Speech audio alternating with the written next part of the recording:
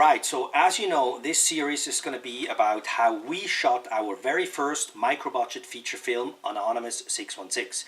But before I start, I'd like to give you a little bit background about myself, because otherwise people could easily assume, well, it was very easy for Mike because he has connections, or he grew up in the movie industry, or he is rich, or anything like that.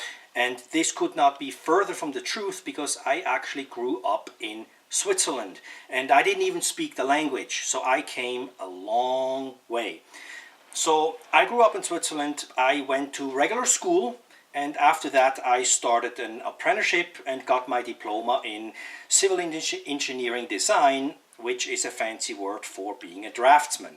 Okay, then I went to mandatory military service and worked on my job a few years longer, and then suddenly I realized, you know what? This can't be my life. You know, there must be more to life than having this boring job and be surrounded by a lot of pessimistic people. And that's probably one of the biggest differences, by the way, between Europe and America. In Europe, very pessimistic environment.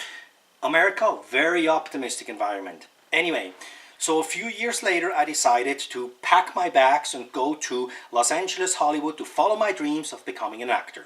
And I did. I moved out there and first started doing the immigration process to make myself legal. And then I had to learn the English language. And at the same time, I learned about the country and I learned about the movie business, and then started acting. So I pursued acting for about 5 years, and I was fascinated by the craft. But I never really scored any big auditions, mainly because of my accent and everything. So I started writing, kind of like what Sylvester Stallone did back then when he wrote Rocky and put himself in the movie. That's kind of what I tried to do. So I started writing screenplays, and I soon realized how passionate I was about writing, and also how gifted, because I scored or ranked pretty high in all those screenplay contests.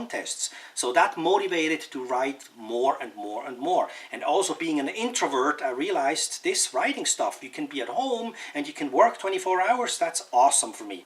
So to this day, I've wrote about 20 feature films.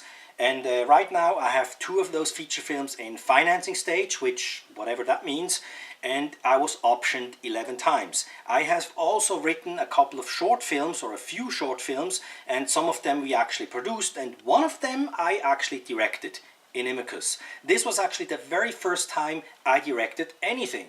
So that's how it all started, with directing. No film school, no courses, whatever. I just directed one of my short films. So there was a time where I was thinking, okay, I wrote 20 feature films. What's next? Am I just going to write the 21st feature film, or what's going on? And then I got a phone call from a good friend of mine in Portland, a cinematographer, and he said, hey Mike, I just want to do a feature film with you next year in Los Angeles, and you should direct it. And I was like, whoa, well, maybe we can direct it together. He said, no, you can do it. I trust you, you can do it. And he just wants to do the camera. So that's pretty much how it started. So Peter was actually the one who put the thought in my head of directing my first feature film, and that's how it all started. And the reason why I'm telling you this story is because if one of you thinks about also producing a feature film, it's important to know that I had not some kind of privileged situation, or I didn't have any advantages. I wasn't rich, I didn't go to film school, I didn't even speak English, I didn't have any connections, I didn't grow up here. So if I can do a feature film with all those obstacles, you can do it too. And that's good news, and that's why I'm telling you this story.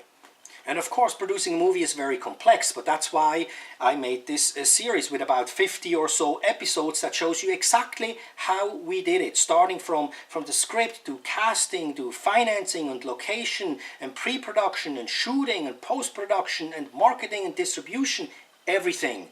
And I will never claim that I know it all, or I will never say that I know exactly how to do it. No, but I can show you how I did it, and I can show you how we as a team did it. We produced our very first micro-budget feature film, Anonymous 616. And I can tell you, if you start watching those episodes, you won't be able to wait to finally see the movie. So click on the next episode and keep going until the movie is released. And then I'll see you in the movies.